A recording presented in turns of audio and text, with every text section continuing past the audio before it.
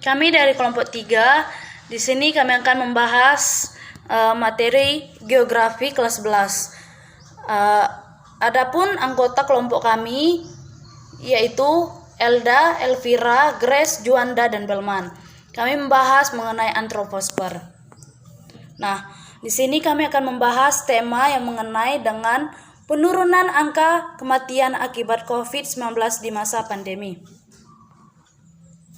Kasus infeksi virus corona atau COVID-19 di Indonesia turun drastis pada Selasa 14 bulan 9 2021.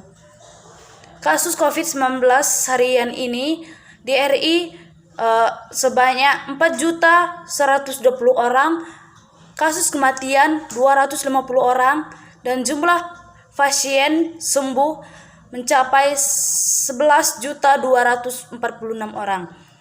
Nah, dari angka kematian ini, maka tren kasus COVID-19 di RI menurun atau berkurang sebanyak 34%. Kemudian angka kematian sepekan terakhir mencapai 2.250 orang.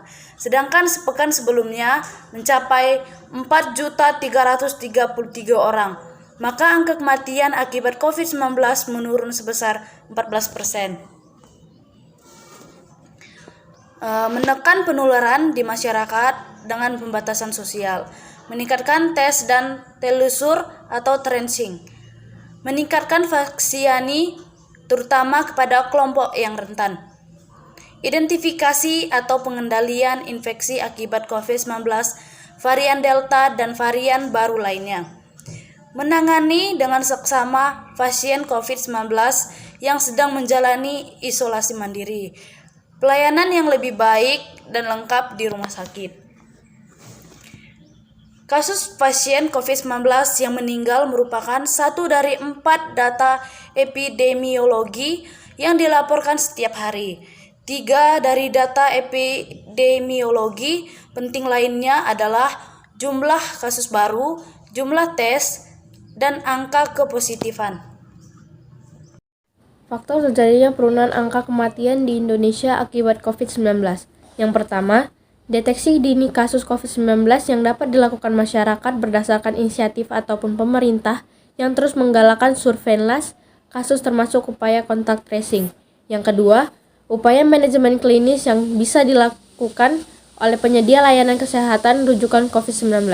Yang ketiga, peningkatan kapasitas pelayanan kesehatan yang dapat dilakukan oleh penyedia layanan kesehatan dengan mengkonversikan pelayanan kesehatan umum menjadi pelayanan darurat COVID-19 sesuai kebutuhan.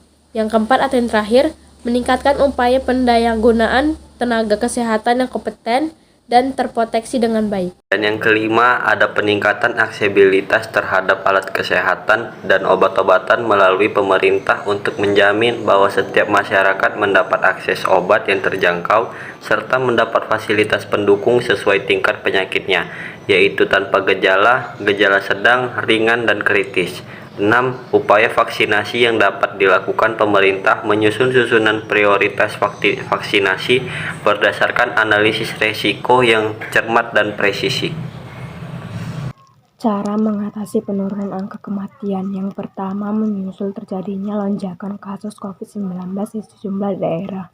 Pemerintah menetapkan sejumlah kebijakan yang bertujuan untuk membatasi mobilitas dan interaksi masyarakat, khususnya di daerah-daerah dengan tingkat penularannya tinggi atau zona merah.